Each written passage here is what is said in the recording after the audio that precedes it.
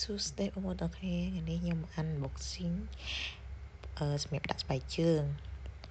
ចាំមើលតឡើងឲ្យស្អាតមកប៉ុន្មានមួយរយៈហ្នឹងបានចេញវីដេអូធ្វើម្ហូបទេបងប្អូនអើយដោយសារអីអ្នកលក់ត្រូវចូលលក់វិញហើយអញ្ចឹងថ្ងៃនេះរវល់តាំងពីព្រឹកទៅល្ងាចទើបតែរួចដៃក៏រៀបចំមកតឡើងឲ្យហើយតិចមកមួយថ្ងៃដាក់តបានតឡើងសោះ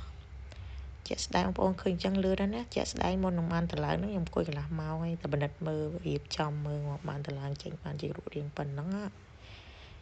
ថាទិញមកយកដាក់ស្បែកជើងតែនៅពេលហើយឬតំណងស្អាតទេចឹងក៏ដូចចិត្តភ្លាមទុកដាក់អាវដូចជាទូចយើងយឺតទូចស្ពោតខោខ្លីៗទៅយើងបត់ទុកដាក់តាមថ្នាក់ដូចវាតំណងជាងចឹងសម្រាប់ចំហមកទុកដាក់អាវវិញ